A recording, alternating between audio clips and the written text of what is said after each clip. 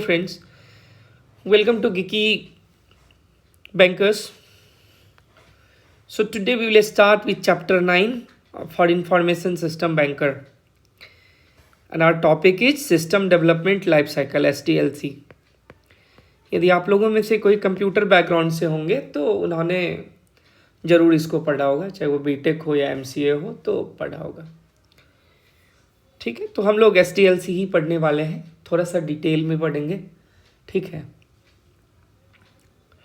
So before starting this chapter हमारा जो है वो गिकी बैंकर्स ऐप है।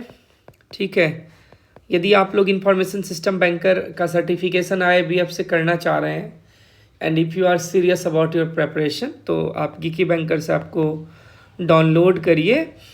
वहाँ पर आपको मिलता है चैप्टर वाइज मॉक टेस्ट। ठीक है, जैसे मान लीजिए करीब 22 हमारा चैप्टर से मैं मान के चलता हूँ। ठीक है, 19 और प्लस कुछ एनेक्सर और अपेंडिक्स करके कुछ हो जाएगा तो 22 मान लीजिए।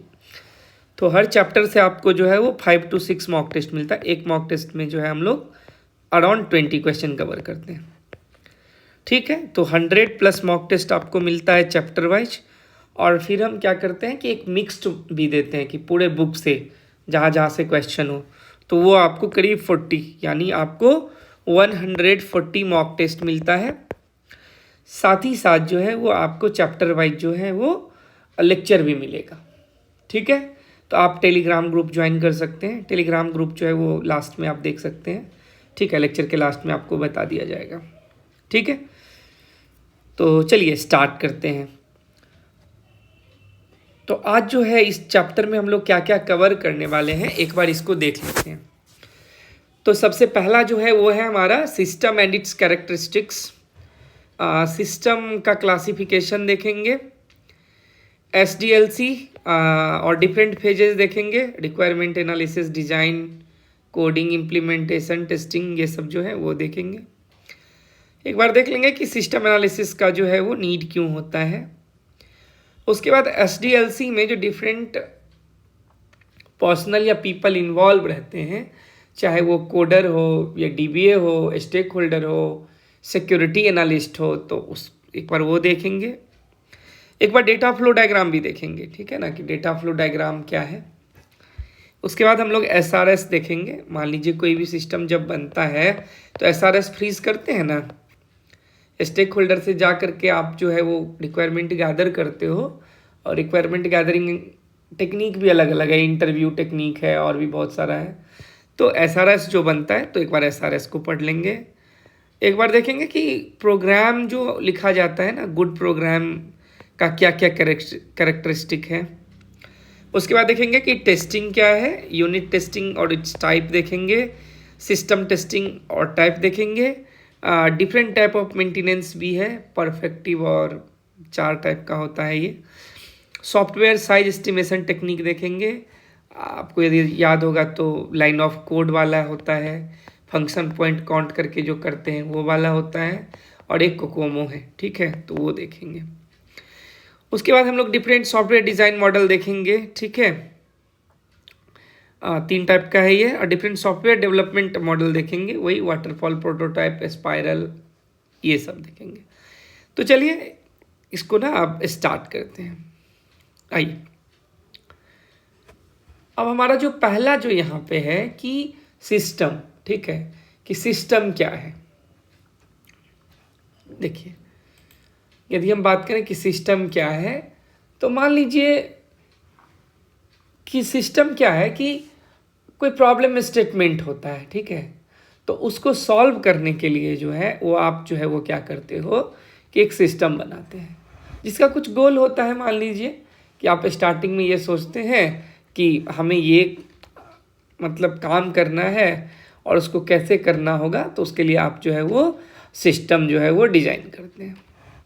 तो यदि हम फॉर्मल डिफिनीशन की बात करें सिस्टम का, तो क्या हो सकता है कि as an orderly group of independent component acting together to achieve a specified objective और गोल्स। ठीक है,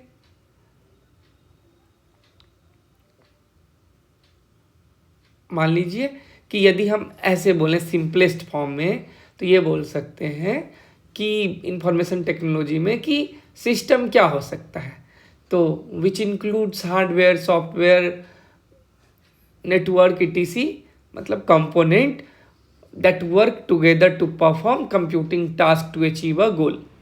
कुछ हम ऐसा बोल सकते हैं। तो सिस्टम क्या है कि इंटरडिपेंडेंट मतलब कि they are the component are dependent on each other, तो इंटरडिपेंडेंट कंपोनेंट का जो है ये ऑर्डरली ग्रुपिंग होता है, और ये ग्रुपिंग इसलिए किया जाता है कि हमारा जो स्पेसिफाइड गोल है, जो ऑब्जेक्टिव है, उसको पूरा किया जा सके। ठीक है, नेक्स्ट क्या है, the characteristic of system are, system का जो है वो क्या कैरेक्टरिस्टिक होता है। देखिए, सबसे पहले क्या है कि ये सेल्फ सस्टेनिंग और कंप्लीट होना चाहिए ऑल रिस्पेक्ट में, कि जो काम आपको करना है तो आपका जो सिस्टम जो भी आपने बनाया हुआ है तो उस सिस्टम के द्वारा जो है वो कंप्लीट हो जाए। वो component of a system interact with each other, with one other, ये भी सही है।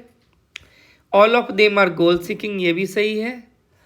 They transform input to generate the predetermined output, ये भी सही है कि आप जो भी इनपुट डालोगे, ठीक है, आप जो भी इनपुट जो है वो डालेंगे तो एक्सपेक्टेड आउटपुट जो है वो देना चाहिए, प्री डिटरमाइंड आउटपुट जो है वो देना चाहिए। नेक्स्ट क्या है कि सिस्टम सफर एंट्रोपी। ठीक है, यदि हम बात करें कि एंट्रोपी क्या है, तो एंट्रोपी क्या होता है, देखिए एंट्रोपी का क्या मतलब होता है कि मान लीजिए जो सिस्टम हमने आज बनाया है, ठीक है ना, वो टाइम के साथ क्या होगा कि ऑब्सलीट हो सकता है कि वो इतने काम का नहीं रहे। ठीक है, तो हमें इस बात को समझना होगा कि हम जो भी सिस्टम बनाए हैं तो एंट्रोपी आएगा। Entropy refers to the inherent tendencies in system to fail over passage of time or use, and the system's approach must necessarily deal with the entropy and manage it effectively। तो आप उसको counter कैसे करोगे, वो आपको जो है advance में प्लानिंग करके रखना होगा। ठीक है, नेक्स्ट क्या है, यदि हम सिस्टम के क्लासिफिकेशन की बात करें तो 3 टाइप का सिस्टम है। एक है नेचुरल और मैन मेड, एक है क्लोज्ड और ओपन, एक है कॉन्सेप्चुअल और फिजिकल। इसमें से क्वेश्चन एक आ सकता है, तो इसको याद रखना होगा कि क्लासिफिकेशन ऑफ सिस्टम, तो there are 3 types of system, या system can be classified in 3 category. The first one is natural और मैन मेड, क्लोज्ड और ओपन, कॉन्सेप्चुअल और फिजिकल। अब क्या है कि नेचुरल और मैन मेड क्या है, देखिए नेचुरल क्या है कि जो नेचुरली अकर होता है, जिसको हमने ह्यूमन ने नहीं बनाया, जो हम बोले तो ऊपर वाले ने जो बनाया हुआ है पहले से।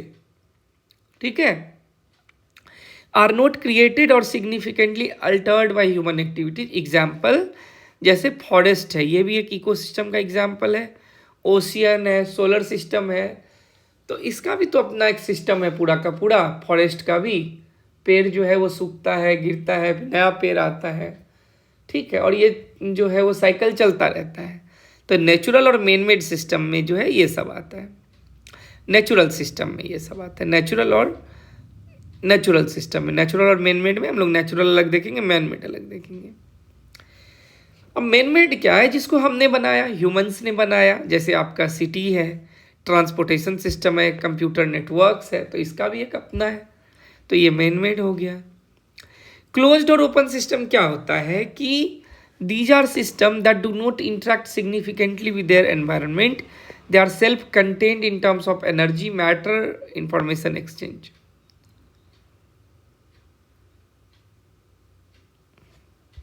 ठीक है, और ये क्लोज सिस्टम में इसका एग्जाम्पल दे रखा है, in a physical sense would be a sealed ये terrarium.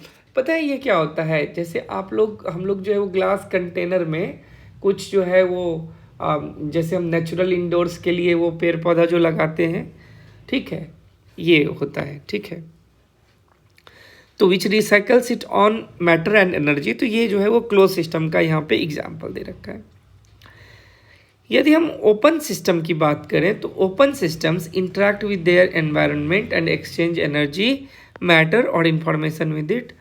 Most natural and man-made systems are open. For example, a business is an open system because it interacts with its environment, including customer, competitor, and regulatory body. तो ये closed और open system है. उसके बाद आता है क्या, conceptual और फिजिकल सिस्टम. कंसेप्चुअल सिस्टम क्या है? These are the system that exist in the realm of ideas and concept. ठीक है, कि आइडिया और कॉन्सेप्ट के फॉर्म में ही ये जो है वो रहते हैं. They can be models, theories and plans. Conceptual system तो यही है कि जो थियरी है, ठीक है, तब तक कंसेप्चुअल है जब तक वो पेपर पे है. अब भाई क्या, an example would be the system of democratic governance और the concept of circular economy. अब जैसे डेमोक्रेटिक गवर्नेंस है, तो डेमोक्रेटिक गवर्नेंस क्या है? कंसेप्चुअल आइडियाज ही तो है, कंसेप्चुअल एक सिस्टम है. ठीक है, यहाँ हम बात करते हैं सर्कुलर इकोनॉमी का, तो ये सब जो है कंसेप्चुअल सिस्टम का एक एग्जाम्पल है. अब फिजिकल सिस्टम क्या है? तो physical system has a tangible material existence. Example क्या हो गया? Human body, computer, transportation network. तो ये सब क्या हो गया? हमारा फिजिकल सिस्टम का एग्जाम्पल हो गया. तो हमें याद क्या रखना है एग्जामिनेशन पॉइंट ऑफ व्यू से, कि आपको पूछा जाएगा कि क्लासिफिकेशन ऑफ सिस्टम क्या है. तो एक नेचुरल और मेन मेड हो गया, क्लोज्ड और ओपन हो गया, कंसेप्चुअल और फिजिकल हो गया. मेनली ये याद रखना है, नेचुरल और main made, closed end open, and conceptual और फिजिकल. नेक्स्ट हमारा क्या है? एसडीएलसी. देखिए एसडीएलसी क्या होता है. देखिए एसडीएलसी क्या है, बिफोर हम इसको पढ़ें. देखिए मान लीजिए कि आपको एक सिस्टम बनाना है, ठीक है, आपको एक सॉफ्टवेयर बनाना है. तो सॉफ्टवेयर यदि बनवाना है, सॉफ्टवेयर कहे तो किसी काम के लिए ही बनाएंगे ना, कि यदि आपको मान लीजिए वो बनाना है तो आप क्या करोगे? पहले हम सोचेंगे किस काम के लिए बनाना है, तो कुछ उस स्टेप का नाम होगा. फिर जब होगा फिर प्लान करेंगे, फिर डिजाइनर होगा, मतलब ठीक है, कोडर कोड करेंगे, फिर टेस्ट वेस्ट होगा, इम्प्लीमेंटेशन होगा, यही सब होगा. तो एसडीएलसी क्या है कि एक प्रोसेस है used by the software industry to design, develop and test high quality software. The SDLC aims to produce a high quality software product that meets or exceeds customer expectation, reaches completion within times and cost estimates, and is efficient and fault free. ठीक है, the SDLC involves several distinct stages, each of its own set of activity and objectives. तो एक line में यदि मैं बोलूँ तो SDLC क्या है कि सॉफ्टवेयर डेवलपमेंट का जो प्रोसेस है, उस प्रोसेस के लिए ही SDLC है, सिस्टम डेवलपमेंट लाइफ साइकिल. आपका जो सिस्टम जो डेवलप हो रहा है डिफरेंट साइकिल्स में होता है, तो वो जो डिफरेंट साइकिल्स है, ठीक है, उसी को हम लोग SDLC में पढ़ेंगे. और यदि हम डिफरेंट साइकिल्स या डिफरेंट फेजेज की बातें करें तो देखिए क्या क्या होता है. एक होता है एनालिसिस, हो गया रिक्वायरमेंट एनालिसिस, प्लानिंग, उसके बाद design, implementation and coding, testing, deployment, maintenance and operation. तो ये सब फेज जो है वो इसमें होता है. तो हमारा काम कहाँ से शुरू होता है?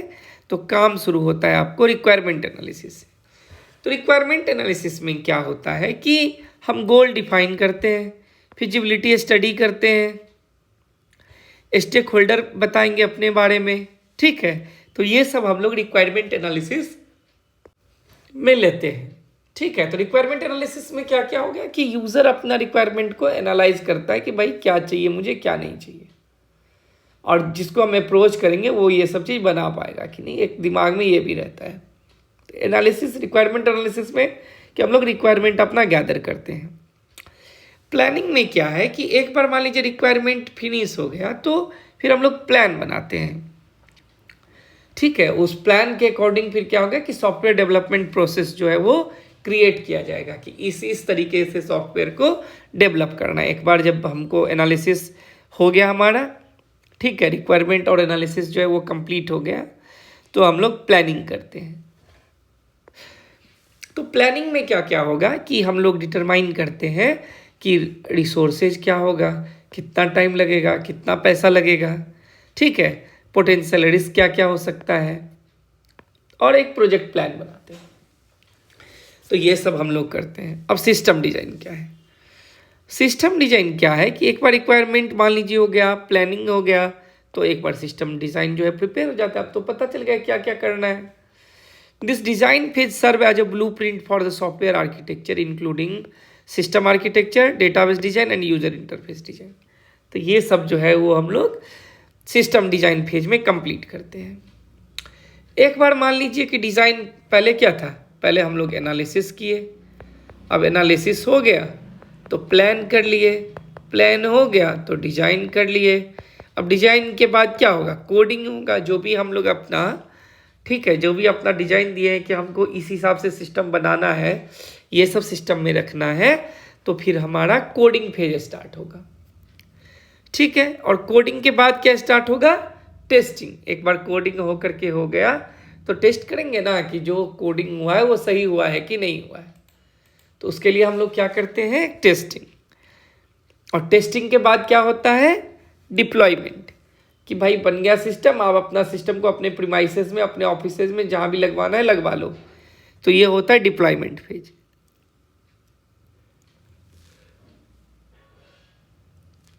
अब एक बार मान लीजिए कि डिप्लॉय हो गया तो उसके बाद क्या स्टार्ट होगा। तो एक बार यदि डिप्लॉय हो गया तो हम लोग क्या स्टार्ट करेंगे, तो हम लोग स्टार्ट करेंगे कि भाई अब डिप्लॉय तो कर लिए, ठीक है, अब उसको मेंटेनेंस का तो जरूरत पड़ेगा, ठीक है, अब उसको मेंटेनेंस का जरूरत पड़ेगा, तो मेंटेनेंस होता है उसके बाद, ठीक है। और मेंटेनेंस के बाद क्या होगा, जब मेंटेनेंस हो जाएगा तो ये लास्ट फेज होता है, इसके बाद कुछ नहीं होता है, ठीक है। तो क्या क्या हमारा फेज क्या क्या हुआ, एक बार रिपीट कर लें। सबसे पहले हमारा हुआ था एनालिसिस, उसके बाद आपने किया था प्लान, फिर हुआ था डिज़ाइन, फिर हुआ था कोडिंग। कोडिंग के बाद क्या होगा, जनरली कोडिंग के बाद ना डिप्लॉयमेंट से पहले भी एक टेस्टिंग होता है, ठीक है। यहाँ पर हम लोग कोडिंग के बाद टेस्टिंग है, ठीक है, कोई दिक्कत नहीं, कोडिंग के बाद भी तो टेस्टिंग कर सकते हैं। टेस्टिंग, इसके बाद डिप्लॉयमेंट, और सबसे लास्ट में क्या होता है, डिप्लॉयमेंट के बाद हमारा मेंटेनेंस का काम होता है। तो ये हमारा हो गया SDLC का प्रोसेस।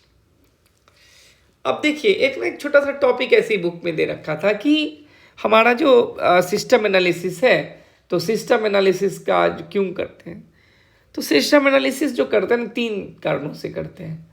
देखिए एक तो आपको क्या चाहिए, ठीक है ना, और उसको अचीव करने में क्या क्या कम्प्लेक्सिटीज़ है, जो आपका ऑब्जेक्टिव है उसको अचीव करने में कम्प्लेक्सिटीज़ क्या क्या है। दूसरा क्या है कि जब एक सिस्टम बनेगा तो बहुत सारे सब सिस्टम बनेंगे, तो सब सिस्टम में जो है वो इंटर रिलेशनशिप क्या क्या होगा। और तीसरा जो है कि हमारा जो सिस्टम मान लीजिए जो भी चाहिए होगा, ठीक है, तो वो क्या होना चाहिए, हमारे अनुसार हो, ठीक है। तो in designing the new system in order to attain the system goal. तो ये सब हो गया क्या, सिस्टम एनालिसिस का जरूरत क्यों है। नेक्स्ट क्या है कि जब मान लीजिए कि सॉफ्टवेयर डेवलप होता है तो बहुत सारे लोग उसमें इन्वॉल्व होते हैं। आपको सामने में बस 2-3 लोग ही दिखते हैं कि एक कोडर हो गया जो कोड लिखता है, दूसरा टेस्टर हो गया, और तीसरा मान लीजिए स्टेक होल्डर हो गया। बस 3 ही लोग दिखते हैं, लेकिन बैकग्राउंड में बहुत सारे लोग होते हैं जो दिखते नहीं हैं आपको। तो उन सब के बारे में यहाँ पे जो है हम लोग देखेंगे अभी। तो सबसे पहला क्या है हमारा कि स्टेक होल्डर है। स्टेक होल्डर मतलब जिसका प्रोजेक्ट बन रहा है, जिसके लिए कोडर जो है वो कोड कर रहा है। उसके बाद क्या, प्रोजेक्ट मैनेजर जो प्रोजेक्ट को मैनेज करेगा, उसका काम है। तो स्टेक होल्डर हमेशा क्या होगा कि प्रोजेक्ट मैनेजर से बात करेगा, वो डायरेक्ट डेवलपर टेस्टर से बात नहीं करता है जनरली, ठीक है, तो वो बात किससे करेगा? प्रोजेक्ट मैनेजर से बात करता है। उसके बाद होता है बिजनेस एनालिस्ट। ठीक है, बिजनेस एनालिस्ट क्या करता है कि responsible for identifying business needs and determining solution to business problem. They often act as a liaison between the business and a stakeholder.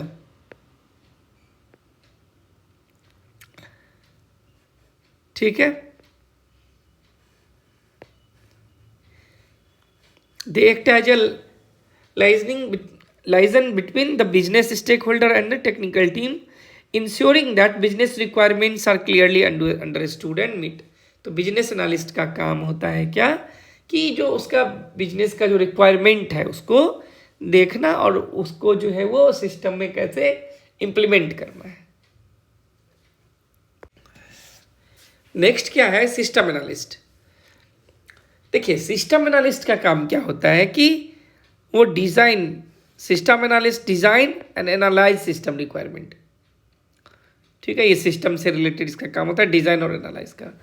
They work closely with the business analyst to translate business requirement into technical specification and often help in determining the technical direction of the project.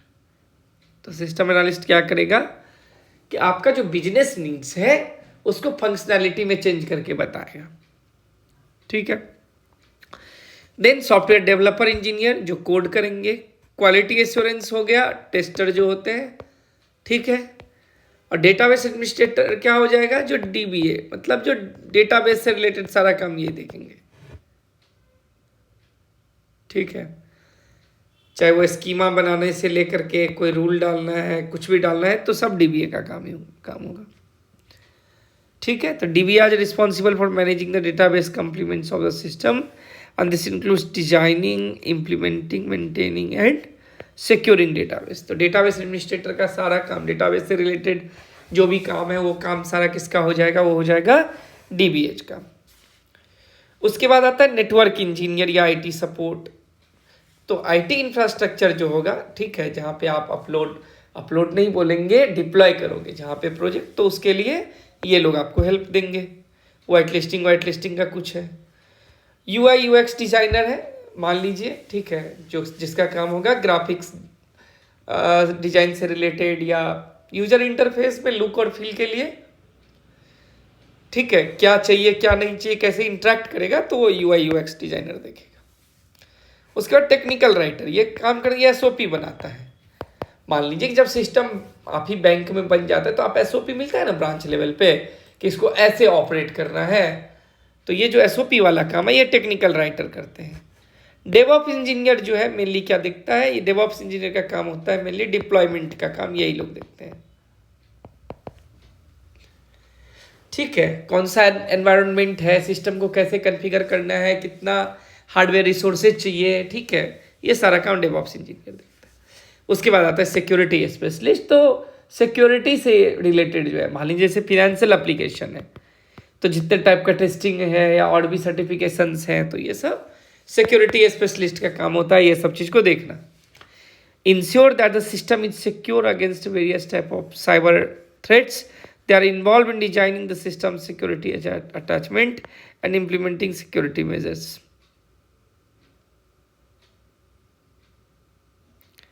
तो security specialist का काम क्या हो गया कि आपका जो system है वो सिक्योर है कि नहीं है, तो वो देखा जाएगा इसके थ्रू। ठीक है, तो ये हमारा हो गया क्या कि हमारा जो सिस्टम का यूज़र है वो यूज़र हो गया। मतलब जब डेवलप हो रहा है तो कौन कौन इन्वॉल्व रहता है? तो स्टेक होल्डर हो गया, प्रोजेक्ट मैनेजर हो गया, बिजनेस एनालिस्ट हो गए, उसके बाद हमारे सिस्टम एनालिस्ट हो गया, सॉफ्टवेयर डेवलपर्स इंजीनियर्स हो गए, क्वालिटी एश्योरेंस टीम हो गया, dBA, network engineer, UI UX, technical writer, DevOps engineer, security specialist, ये सब जो है वो इसका पार्ट होता है। ठीक है, तो एक जस्ट इन्फॉर्मेशन है आप लोगों के लिए कि IIBF से रिलेटेड, ठीक है, IIBF से रिलेटेड कोई भी कोर्स करना आप चाहते हैं तो आपको ये सारे कोर्सेज जो है वो गिकी बैंकर पे अवेलेबल मिलेगा आपको। ठीक है, हम यहाँ पर जो है वो 2-3 चीज़ प्रोवाइड करते हैं जिससे श्योर शॉर्ट जो है वो आप एग्ज़ाम पास करते हैं, यदि आप पढ़ के जाओगे तो। हम लोग लेक्चर देते हैं, चैप्टर वाइज लेक्चर्स, सारे चैप्टर्स का। उसके बाद चैप्टर वाइज ना ऑब्जेक्टिव क्वेश्चंस देते हैं, ठीक है। और फिर जब आपका एग्ज़ाम आता है तो उसमें यदि हमें लगता है कुछ ऐड करना है या प्रीवियस ईयर क्वेश्चन को डिस्कस करना है तो वो सब करते हैं। तो इसमें प्रीवियस ईयर क्वेश्चन भी आपको मिलता है। तो मेनली जो है वो लेक्चर्स मिलता है और ऑब्जेक्टिव क्वेश्चंस मिलता है। तो चाहे वो प्रीवियस ईयर क्वेश्चन हो या इस साल का हो, जो भी हो, जैसे चेंज होता है उस हिसाब से हम लोग इस पे जो है यहाँ पे पोस्ट करते रहते हैं,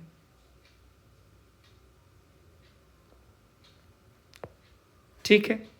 और ये जो है वो अपना नंबर है 7061953535। तो इस पे आपका कोई भी क्वेरी हो तो आप यहाँ कर सकते हैं, और कुछ भी आपका सजेशन रिक्वेस्ट है तो यहाँ पर आप बोल सकते हैं, यहाँ पे जवाब दिया जाएगा आपको, ठीक है। आइए अब हम लोग नेक्स्ट देखेंगे कि डीएफडी क्या होता है। तो डीएफडी होता है डेटा फ्लो डायग्राम। देखिए डेटा फ्लो डायग्राम क्या है ना, कि मान लीजिए कि कॉलेज के टाइम में आपने ना ऐसे ही लाइब्रेरी मैनेजमेंट सिस्टम बनाया, एकदम बेसिक, क्योंकि सारे लोग यही बनाते हैं, अब नहीं बनाते हैं, पहले बनाते थे। तो अब लाइब्रेरी मैनेजमेंट सिस्टम की बात हम करें तो एक बुक होगा, उसका कुछ आईडी होगा, यूज़र्स होंगे, हो सकता है लाइब्रेरियन भी हो, कॉलेज भी होगा या स्कूल होगा, जो भी होगा। तो ये जो कॉलेज स्कूल ये सब है, ये सब क्या हो जाएगा, मान लीजिए एक एक्टर है और यहाँ से इंफॉर्मेशन फ्लो जो है वो कैसे होगा, ठीक है। तो डीएफडी में हम लोग जनरली क्या दिखाते हैं कि इंफॉर्मेशन सिस्टम में डीएफडी के द्वारा जो है वो डेटा फ्लो कैसे हो रहा है, ठीक है।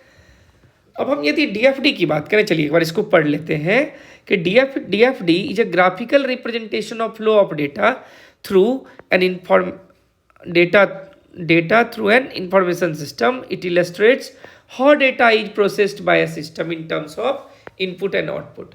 A well-designed DFD provides a clear and concise overview of the system structure and the way in which data moves through it. तो ये सब बताता है, ठीक है। नेक्स्ट देखिए, अब डीएफडी की बात करें तो यहाँ पे 4 मेन एलिमेंट होता है, ठीक है। 4 मेन एलिमेंट क्या क्या होता है, एक हो गया डेटा फ्लो, एक हो गया प्रोसेस, एक हो गया डेटा स्टोर, एक हो गया एक्सटर्नल एंटिटी। ये 4 ही होते हैं, डेटा फ्लो, उसके बाद हो गया प्रोसेस, प्रोसेस के बाद क्या है डेटा स्टोर्स,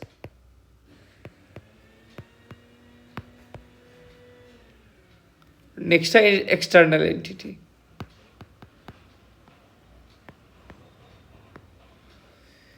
तो ये 4 मेन एलिमेंट है डेटा फ्लो। तो डेटा फ्लो क्या करता है, ये बताता है कि movement of data within the system, ठीक है।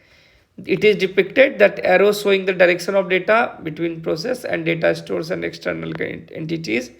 These arrow are usually labelled with the name of the data that moves through them, ठीक है। उसके बाद प्रोसेस है, ठीक है। A process shows a transformation or manipulation of a data flow within the system. It can be any activity or function that changes or manipulates data. Process in a DFD are represented by circles and round rectangle and are labeled with a description of other process. तो हमारा क्या क्या है 4 step में, data flow हो गया, process हो गया, ठीक है। तो प्रोसेस का क्या मतलब है कि मान लीजिए कि जब तक आप मान लीजिए रॉ इन्फॉर्मेशन है कोई, आप जब तक इस पर जो है वो कुछ मेथड्स नहीं लगाओगे तो ये इन्फॉर्मेशन में चेंज होगा कभी भी। तो प्रोसेस का यही काम है कि इनपुट को आउटपुट में चेंज करने के लिए जो है वो प्रोसेस करता है, ठीक है। तो प्रोसेस क्या हो गया कि ट्रांसफॉर्मेशन और manipulation of data flow with in the system. तो ये हो गया हमारा process.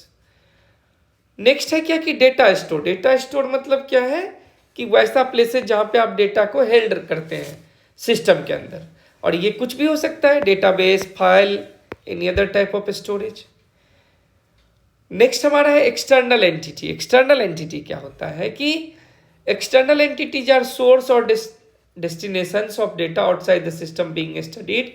They represent the system, organization, people and any external। देखिए एक्सटर्नल एंटिटी क्या हो गया ना कि अदर देन बैंक हमारा। हम बात यहाँ पे क्या कर रहे हैं, हम जो यहाँ बात कर रहे हैं क्या, डीएफडी की बात कर रहे हैं, ठीक है।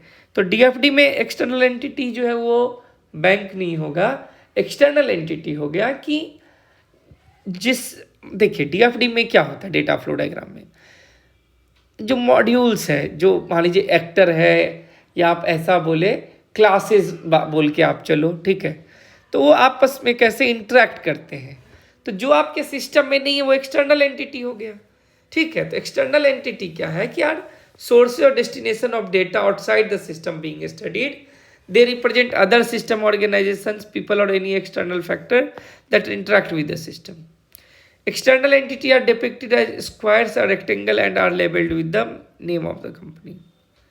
तो एक्सटर्नल एंटिटी मतलब है कि अदर देन बैंक जिसके साथ आप डील कर रहे हैं, ठीक है, तो वो होता है एक्सटर्नल एंटिटी, ठीक है। नेक्स्ट हमारा क्या है कि सिस्टम रिक्वायरमेंट स्पेसिफिकेशन। तो सिस्टम रिक्वायरमेंट स्पेसिफिकेशन क्या है कि मान लीजिए कि एक सिस्टम बनाना है XYZ से, एक कंपनी से, तो एसआरएस में क्या है कि दोनों पार्टी इस पे म्यूचुअली एग्री होता है कि एसआरएस में क्या जाएगा, ठीक है। तो एसआरएस में क्या जाता है कि आपको क्या करना है,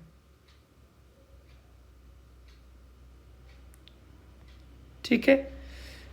तो ये क्या है एसआरएस में कि critical document as it serve as a contract between the development team and the client, ensuring that everyone has a clear understanding of systems requirement and expectation. तो एसआरएस इसीलिए क्रिटिकल है कि मान लीजिए जिस टाइम में हम लोग काम स्टार्ट किए तो हमने सारा कुछ डेवलपर को नहीं बताया और बाद में अपना डिमांड बढ़ाते चले गए। अब मान लीजिए कि पैसा जो वो बताया होगा, मेन पावर बताया होगा, टाइम बताया होगा, वो तो उसी हिसाब से बताया होगा।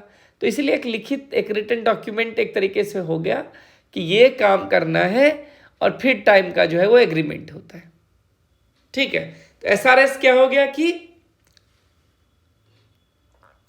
जब स्टेक होल्डर या यूजर जो है वो अपना रिक्वायरमेंट फाइनलाइज करता है, ठीक है, तो जब डॉक्यूमेंट जो बनता है म्यूचुअल अंडरस्टैंडिंग के बेस पे, तो ये क्या होता है, सिस्टम रिक्वायरमेंट स्पेसिफिकेशंस होता है, ठीक है। नेक्स्ट क्या है, कैरेक्टरिस्टिक ऑफ गुड प्रोग्राम, ये भी देखना है। देखिए जब भी मान लीजिए कि कोई प्रोग्राम हम लोग लिखते हैं, ठीक है, तो जनरली होता है क्या कि कोड रिव्यू करवाते हैं सीनियर से या नॉलेजेबल कोई बंदा है, आप में से आईटी में होंगे तो रिलेट कर पा रहे होंगे कि मान लीजिए हम लोग करते क्या है ना कि कोडिंग जैसे करता है कोई, ठीक है, तो प्रोग्राम लिखता है तो हम लोग उसको रिव्यू करवाते हैं, ठीक है, कोड रिव्यू जिसको बोलते हैं। तो फिर बताता है कि भाई बेस्ट प्रैक्टिसेस ये है, कमेंट डालो, कमेंट डाल करके लिखो, ठीक है, ये नहीं ऐसे मेथड्स को यूज़ कर सकते हो, ऐसे नंबर ऑफ लाइन कम हो जाएगा, यहाँ पर आप तुम्हारा जो है वो टाइम कम्प्लेक्सिटी बढ़ रहा है, तो कम्प्लेक्सिटी को कम करने के लिए लूप, मतलब सब कुछ बताएगा आपको। तो यदि हम बात करें कैरेक्टरिस्टिक ऑफ गुड प्रोग्राम का, देखिए क्या होता है, एक तो होता है करेक्टनेस कि जिस काम के लिए बनाया गया हो वो काम तो करे सही से, इफिशियंट होना चाहिए। इफिशियंट मतलब सीपीयू टाइम, मेमोरी और डिस्क स्पेस ये सब कम लेना चाहिए। रिलायबल होना चाहिए, यूजर फ्रेंडली भी होना चाहिए, ठीक है। मेंटेनेबिलिटी होना चाहिए कि आप उसको मेंटेन कर सकें। पोर्टेबिलिटी हो कि डिफरेंट ऑपरेटिंग सिस्टम पे आप रन कर पाओ। स्केलेबिलिटी मतलब हुआ कि वो स्केलेबल हो। स्केलेबल मतलब मॉड्यूल वाइज आप मान के चलो कि आप उसको स्केल कर सकते हो, बढ़ा सकते हो, ऐसा नहीं कि उसका स्कोप खत्म हो जाए। सिक्योरिटी वाला चीज़ देखेंगे, मॉड्यूलरिटी वाला चीज़ देखेंगे, तो ये सब जो है वो गुड प्रोग्रामिंग का जो है वो एग्जाम्पल है। रीयूजेबल हो, टेस्टेबिलिटी हो, मतलब टेस्ट किया जा सके, तो ये सब क्या था, गुड प्रोग्राम का एक एग्जाम्पल था, ठीक है। अब आइए टेस्टिंग। देखिए जब भी हम टेस्टिंग की बात करते हैं कि मान लीजिए कि जैसे आपका सिस्टम बन गया, ठीक है, तो आपका सिस्टम जब बन गया तो उसको टेस्ट करेंगे ना, हर में टेस्ट तो होता ही होता है कि देखेंगे कि भाई जिस काम के लिए बना था वो परफॉर्म सही से कर रहा है कि नहीं। क्वालिटी एनालिस्ट टीम होता ही है हर बैंक, मतलब बैंक तो नहीं बोलूँगा, बैंक में भी होता है और कंपनीज में भी होता है, ठीक है। तो इसमें टेस्टिंग होता है। तो टेस्टिंग में हम लोग सबसे पहले पढ़ेंगे यूनिट टेस्टिंग।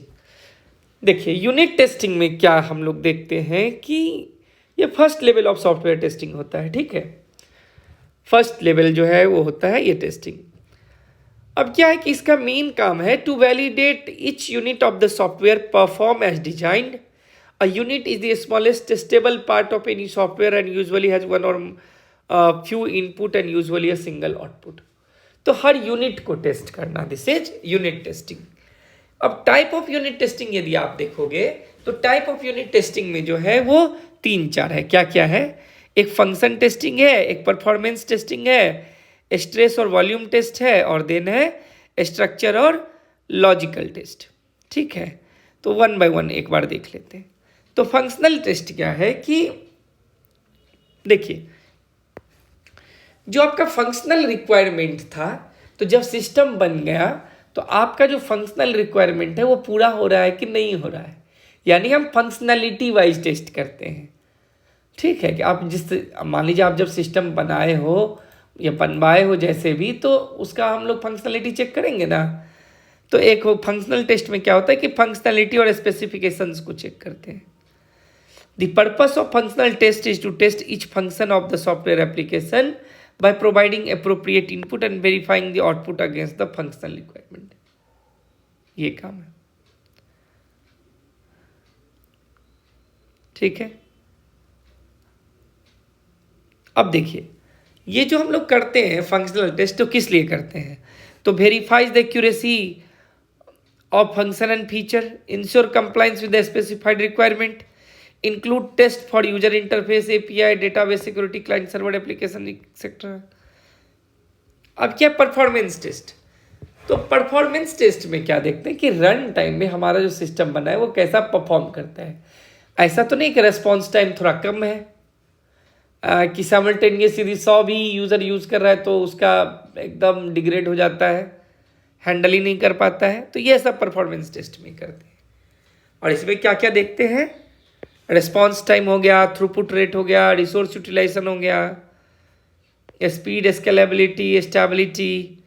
लोड टेस्टिंग करते हैं, स्ट्रेस टेस्टिंग करते हैं। लोड और स्ट्रेस टेस्टिंग में क्या अंतर है? लोड में हम लोग बस देखते हैं कि नॉर्मल कंडीशन में कितना लोड आएगा उतना रख के देखते हैं, और स्ट्रेस टेस्टिंग में देखते हैं क्या कि मैक्सिमम लोड कितना आ सकता है पीक आवर में, ठीक है। नेक्स्ट क्या है? स्ट्रेस और वॉल्यूम टेस्ट। तो स्ट्रेस क्या होता है? A subset of performance testing involves testing the system under extreme workloads to see how it handles high traffic और data processing. Volume testing is a type of stress testing where the system is subjected to a large volume of data. तो stress और volume testing में क्या होता है कि हम एक ज़्यादा से ज़्यादा ट्रैफिक डाल करके देखेंगे कि हमारा सिस्टम कैसे काम कर रहा है, ठीक है। और स्ट्रेस और वॉल्यूम टेस्टिंग का हो गया determine the systems breaking point और मैक्सिमम कैपेसिटी। कहीं ना कहीं जाके सिस्टम तो ब्रेक करेगा, तो पता लग जाएगा नहीं इतना तक लोड ले सकता है। Identify how the system behave under extreme condition and helps in pin Poynting the failure mode and recovery capabilities. ये सब है। नेक्स्ट हमारा है स्ट्रक्चर और लॉजिक टेस्ट। स्ट्रक्चरल टेस्टिंग को ना व्हाइट बॉक्स टेस्टिंग बोलते हैं, ठीक है। इसमें हम लोग क्या करते हैं कि इंटरनल स्ट्रक्चर जो है एप्लीकेशन का उसको टेस्ट किया जाता है, ना कि फंक्शनलिटी चेक करते हैं। और जब भी आपको स्ट्रक्चर, मान लीजिए कि इंटरनल स्ट्रक्चर या चेक करना है वर्किंग ऑफ एप्लीकेशन, तो फिर उसके बारे में आपको पता भी होना चाहिए, ठीक है। तो क्या क्या चेक करता है ये? checks the flow of input through the code, decision point, loops and other structure element। दूसरा, ensure code is executed in manner intended and optimally designed, कि कोड जो है वो सही से लिखा हुआ है। और include taste like path testing, loop testing and condition testing, ये सब इसमें चेक करते हैं स्ट्रक्चरल में, ठीक है। नेक्स्ट हमारा क्या है? System testing. देखिए, अब थोड़ा सा ना आप क्रोनोलॉजी को समझिए। अभी तक हम लोग क्या देख रहे थे कि यूनिट को देख रहे थे, यूनिट को चेक किया, लेकिन अब हम सिस्टम की बात करें। हम यूनिट, इंडिविजुअल यूनिट की बात नहीं कर रहे हैं, पूरा सिस्टम है जो होल चेक करेंगे, जो डिफरेंट यूनिट से मिलके बना है, ठीक है। तो टाइप ऑफ सिस्टम टेस्टिंग में देखेंगे तो एक होता है इंटीग्रेशन टेस्टिंग, एक होता है एक्सेप्टेंस टेस्टिंग। तो एक्सेप्टेंस इंटीग्रेशन टेस्टिंग क्या है, देखिए है क्या कि मान लीजिए कि इंडिविजुअल यूनिट तो सही काम कर रहा था, लेकिन जब सबको मिला दिया गया तब जो एक सिस्टम बन गया तब वो कैसे बिहेव करता है। तो इंटीग्रेशन टेस्टिंग का यही मेनली होता है, ठीक है।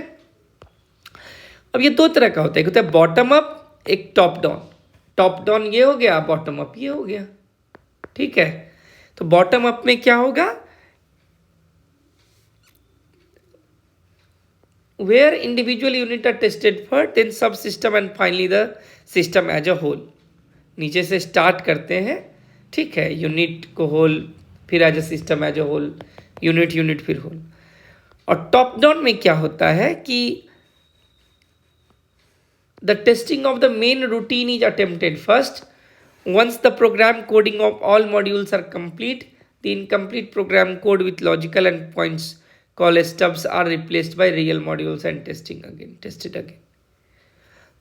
आपको इतना नहीं पूछेगा, आपको बस यही याद रखना है कि इंटीग्रेशन टेस्टिंग में दो होते हैं, बॉटम अप एक टॉप डाउन। दूसरा हो गया क्या, एक्सेप्टेंस टेस्टिंग। एक्सेप्टेंस टेस्टिंग में क्या होता है कि जो भी पैरामीटर सिस्टम के लिए डिफाइन किया गया था, हम जो भी सिस्टम से चाह रहे थे, क्या वो सब चीज़ हमें जो है वो हम उसको अचीव कर लिए हैं, यदि हाँ तो उसको रिलीज कर देंगे। एक्सेप्टेंस टेस्टिंग में यही देखते हैं कि क्या आपका सिस्टम जो है वो सही है, अब हम उसको यूज कर सकते हैं। अब यदि हम टाइप की बात करें एक्सेप्टेंस टेस्टिंग में, तो एक होता है यूएटी, एक हो गया बीटा टेस्टिंग। एक तो यूएटी भी इंड यूजर करता है ना, कि मान लीजिए कि जिस भी क्लाइंट के लिए आप डेवलप कर रहे हो तो पहले आप यूएटी देते हो ना एक्चुअल रोल आउट से पहले, तो एक ये होता है यूएटी, या दूसरा होता है बीटा टेस्टिंग।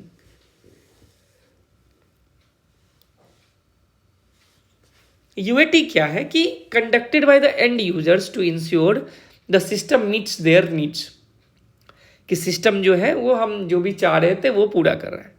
और बीटा टेस्टिंग क्या है कि ये भी एंड यूजर करता है रियल टाइम एनवायरनमेंट में, और यदि फुल रिलीज से पहले यदि कुछ मिल गया बग बुग तो वो बता देगा कि भाई ये इसमें इशू है। तो ये हो गया एक्सेप्टेंस टेस्टिंग। अब देखिए, अब क्या है कि क्वेश्चन कहाँ से आता है कि जैसे इम्प्लीमेंटेशन है, अब मान लीजिए कि टेस्टिंग फेस्टिंग हो गया, तो अब क्या करिएगा, इम्प्लीमेंट कर दीजिएगा। अब मतलब इम्प्लीमेंट मतलब क्या, प्रोडक्शन में डाल देना, रोल आउट कर देना। अब रोल आउट का भी तरीका है, एक direct implementation, parallel implementation, phased implementation, pilot implementation. तो आप ये याद रखोगे, डायरेक्ट है, पैरेलल है, पायलट है और फेज्ड होगा, है ना। अब देखिए डायरेक्ट क्या है, डायरेक्ट को ना बिग बैंग अप्रोच भी बोलते हैं। एकाएक जो है वो ओल्ड सिस्टम को हटा के न्यू सिस्टम लगा दिया, ठीक है, डायरेक्ट नया सिस्टम आया, डायरेक्ट उसको इंप्लीमेंट कर दिया एकदम सिंगल इवेंट में। यहां पे लिखा हुआ है देखिए कि the transition from the old system to the new system happens in a one single event. तो ये हो गया डायरेक्ट इंप्लीमेंटेशन। पैरेलल इंप्लीमेंटेशन में क्या है, जनरली ये फॉलो करते हैं लोग कि पुराना वाला भी चल रहा है, नया वाला भी चला रहे हैं, दोनों साथ साथ चल रहा है, जो इस पे है वो इस पे, नया वाला जो आया वो नया वाले पे डालते जाओ, दोनों चलता रहेगा। फेज इंप्लीमेंटेशन है क्या, फेज्ड मैनर में हम पुराना वाला को हटा देंगे। मान लीजिए कि पुराना वाला चल रहा है, अब नया वाला आ गया, तो थोड़ा थोड़ा करके डाल रहे हैं इस पे, जिस दिन पूरा डेटा इस पे चला जाएगा इसको हटा देंगे। तो फेज्ड इंप्लीमेंटेशन होता है, ठीक है, कि in phased approach the new system is implemented in stages and modules, after each stage is implemented and validated the next stage begins. थोड़ा थोड़ा करके उसको इंट्रोड्यूस करते रहते हैं। पायलट इम्प्लीमेंटेशन क्या है कि देखिए कभी कभी होता है ना कि मान लीजिए बैंक में मैं बता रहा हूँ कि मान लीजिए कि बहुत सारे चीज लोग पायलट बेस पे लेते हैं। पायलट बेस पे मतलब लेना मतलब हुआ कि ठीक है आप हमको दिखाइए, सिस्टम को इम्प्लीमेंट करिए, यदि हमको अच्छा लगेगा तो आपका यूज़ करेंगे, नहीं तो नहीं करेंगे। यही होता है पायलट बेस। तो अभी हमारा क्या क्या था, direct implementation, parallel implementation, pilot implementation और फेज्ड इम्प्लीमेंटेशन। क्या क्या था, direct, parallel, phased and pilot. ठीक है, तो ये इम्प्लीमेंटेशन का 4 टाइप था। अब देखिए, अब ना सॉफ्टवेयर मेंटेनेंस का भी 4 पार्ट है, corrective, adaptive, perfective and preventive. ये भी याद रखिए, इसमें से भी क्वेश्चन आएगा। तो करेक्टिव क्या बोलता है कि मान लीजिए कि सिस्टम को डिप्लॉय कर दिया, तो जैसे जैसे बग मिलेगा तो उसको करेक्ट करते जाएंगे। ठीक है, कि डेवलपमेंट फेजेस पे नहीं मिला, लेकिन जैसे ही रिपोर्ट करेगा तो आप करेक्ट करते जाओगे। As soon as you find the bug और anything it will be fixed. एक होता है एडेप्टिव। एडेप्टिव मतलब कि अब मान लीजिए कि मैं एग्जाम्पल एडेप्टिव का देता हूँ। मान लीजिए कि हमारे साथ कुछ सीनियर लोग काम करते हैं जो 60 के होने वाले हैं, मान लीजिए, तो वो अडेप्ट करते हैं ना, कोई नया टेक्नोलॉजी आ गया तो वो स्किल सीख लेते हैं कि वो भी उस नया टेक्नोलॉजी के साथ काम कर सके, अपने आप को अडेप्ट करते रहते हैं। तो सॉफ्टवेयर भी जब मान लीजिए बन गया तो अडेप्टिव नहीं रहेगा, मेंटेनेंस नहीं होगा, अप टू डेट नहीं रखेंगे तो वो तो ऑब्सोलीट हो जाएगा, किसी काम का नहीं रहेगा। तो एक होता है अडेप्टिव मेंटेनेंस कि अप टू डेट रखने के लिए हम उसमें चेंज करते रहते हैं, मेंटेनेंस करते रहते हैं। एक होता है परफेक्टिव मेंटेनेंस कि ऐसा नहीं है कि चेंज आएगा तब करेंगे, अभी वाला जो सिस्टम है लग रहा है कि इसको थोड़ा और अच्छा किया जा सकता है, ये कर देंगे तो और अच्छा हो जाएगा। परफेक्ट बनाने के लिए जो करते हैं तो वो परफेक्टिव होता है।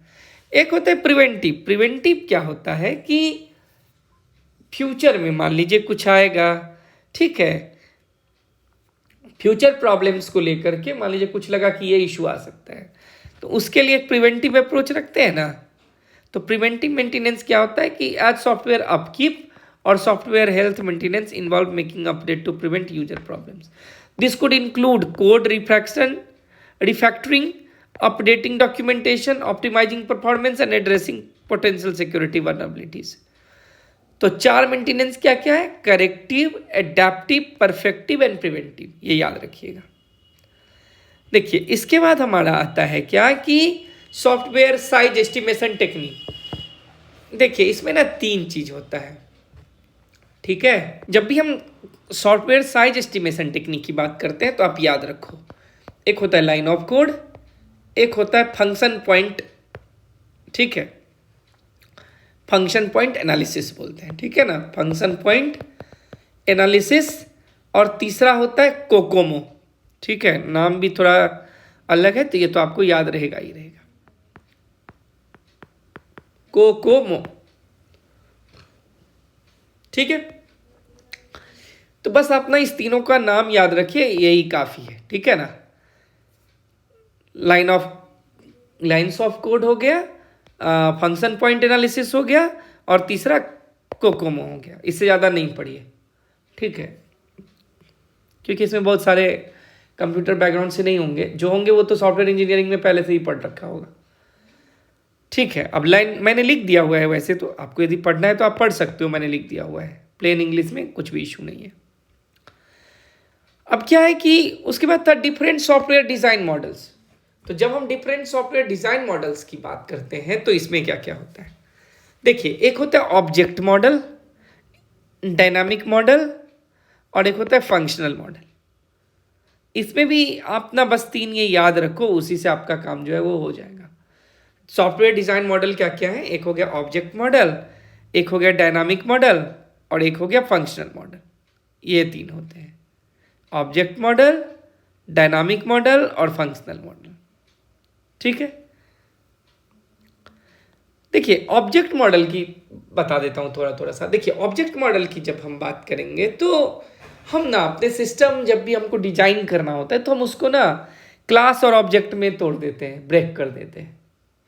मैंने लाइब्रेरी सिस्टम का एग्जांपल लिया था। तो हम सोचते हैं ना कि आप मान लीजिए यदि आप लोगों में से किसी ने प्रोग्रामिंग किया होगा तो डोमेन मॉडलिंग करते हो ना आप। डोमेन मॉडलिंग किसका करते हो? क्लास किसका बनाते हैं? मान लीजिए तो हम सोचते हैं चलो लाइब्रेरी है तो बुक होगा तो एक बुक क्लास बनेगा, यूजर क्लास बनेगा। हो सकता है कि आप उसमें सब्जेक्ट से रिलेटेड सब्जेक्ट का भी कुछ हो, कुछ उसका भी एट्रीब्यूट हो सकता है।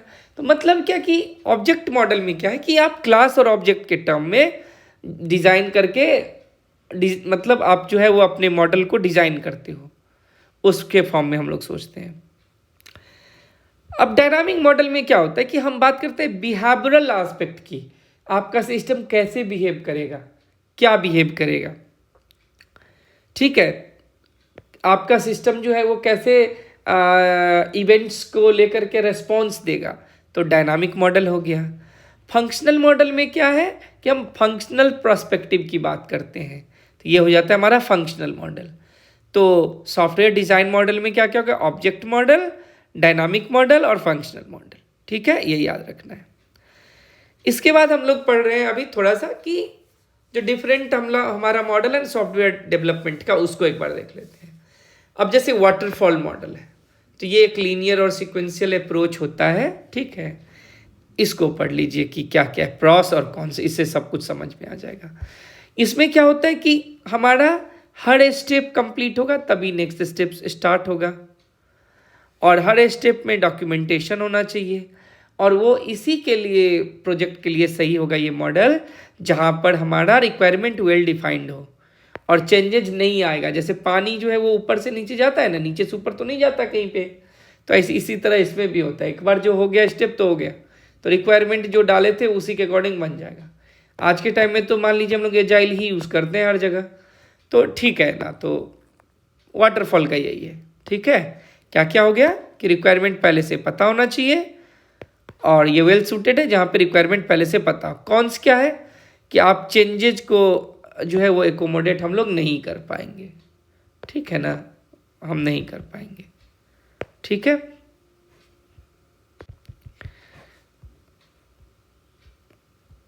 अब नेक्स्ट हमारा क्या है कि प्रोटोटाइप मॉडल। अब प्रोटोटाइप मॉडल में ऐसे क्या होता है ना कि मान लीजिए कि आपको कोई रिक्वायरमेंट दिया, ठीक है, तो रिक्वायरमेंट के अकॉर्डिंग हम छोटा सा एक जो है वो वर्किंग मॉडल बना देते हैं, फिर वो बोलते हैं हाँ, स्टेक होल्डर बोलते हैं हाँ ठीक है, तो फिर हम आगे बढ़ते हैं। तो प्रोटोटाइप में क्या क्या है, फ़ायदा नुकसान क्या है। प्रॉस क्या है कि ये अंडरस्टैंड और रिफाइनिंग रिक्वायरमेंट सबसे पहले आपको हेल्प करता है। Enables early user feedback environment, एक आप दे दोगे वर्किंग छोटा सा ही मॉडल, ठीक है, तो बताएगा ना कि इसमें ये इशू है, ये इशू है। Useful for project with unclear and evolving requirement, ये उसके लिए सही है जहाँ पे अनक्लियर हो और रिक्वायरमेंट इवॉल्व हो सकता है, तो उसके लिए ये ज़्यादा सही है, ठीक है। कॉन्स क्या है कि risk of insufficient analysis due too early focus on prototype, ठीक है, कि एनालिसिस सही से नहीं हो पाता है क्योंकि हम एक मॉडल बनाना चाहते हैं फटाफट। और दूसरा क्या है कि हमारा जो फाइनल प्रोडक्ट बनेगा ना, वो हो सकता है कि वो अलग बने, कॉम्प्रोमाइज्ड हो, ठीक है, ये इसका कॉन्स है, ठीक है। नेक्स्ट हमारा है इंक्रीमेंटल मॉडल। इसमें क्या होता है कि divide the software development process into smaller more manageable increments और units, and each increment is mini waterfall process and each one builds on the previous one, ठीक है। हर बिल्ड जो है इसके ऊपर में उसके ऊपर, मतलब एक के ऊपर में एक जो है वो बनता चला जाता है। अब इसमें प्रॉस क्या है और कॉन्स क्या है वो देखना पड़ेगा। तो प्रॉस यहाँ पे क्या है कि प्रोज क्या है, यहाँ पे प्रॉस नहीं, प्रोज क्या है, तो allow partial system deployment and benefit earlier and easier to manage risk as critical feature can be develop first iteration में। इंक्रीमेंटल में यही होता है कि जो हमें क्रिटिकल है उसको हम लोग पहले डेवलप करते हैं, देन अगेन दूसरा, फिर आगे ऐसे। And suitable for large product where requirement are understood but expected to evolve, मतलब लार्ज प्रोडक्ट के लिए सही है, प्रोजेक्ट के लिए सही है कि जहाँ पर रिक्वायरमेंट तो पता है बट चेंज हो सकता है। और कॉन्स क्या है इसका कि बहुत ज़्यादा प्लानिंग चाहिए, डिजाइन चाहिए, ठीक है,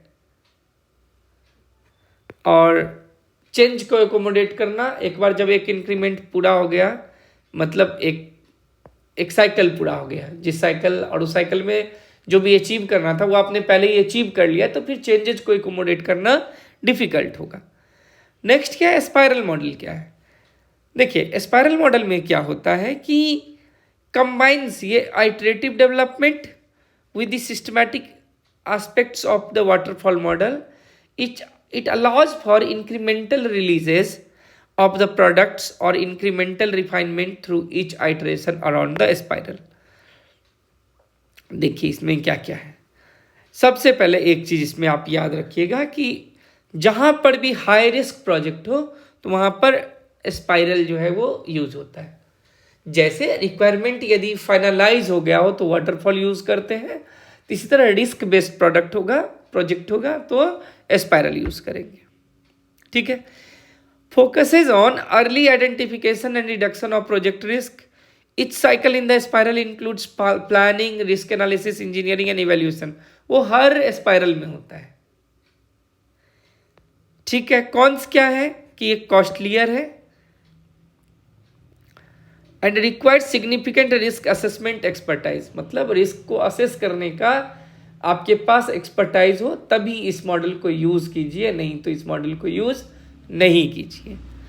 तो ये हमारा जो है वो कंप्लीट SDLC था, उसको आप एक बार इसको देखिए और इससे रिलेटेड जो क्वेश्चंस आप में हैं, जो भी 5, 6, 7 जो भी जितने भी मॉडल दिए गए हैं, मॉक टेस्ट दिया हुआ है, उस मॉक टेस्ट को अटेम्प्ट करिए। ठीक है। ऑलरेडी अपलोड किया जा चुका है ऐप के ऊपर में, तो उसको देखिए।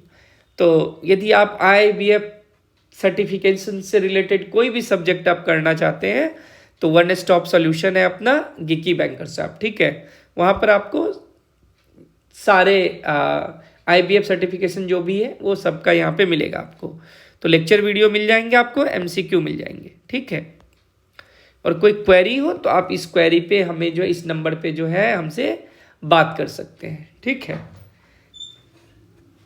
ठीक है, इस पे आप बात कर सकते हैं। कोई भी सजेशन रिक्वेस्ट हो तो आप बताओ मुझे यहाँ आके। ठीक है। तो thanks for watching and please subscribe our channel if you have not subscribe yet. मैं बोलूँगा कि यदि आपको कंटेंट अच्छा लग रहा हो तो शेयर करिए अपने सोशल मीडिया चैनल पे, so that more people will come to know that there is a channel called Geeky Bankers where you can prepare for your IBF certification exams. Okay. And this is our main channel Telegram link, t.me/new Geeky Bankers. And this is discussion channel.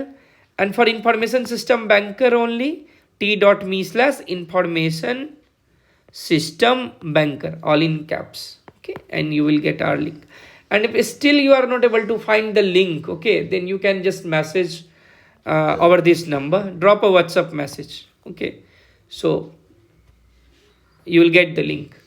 ठीक है। तो I'll say thanks for watching. Keep on watching our videos. Thanks again.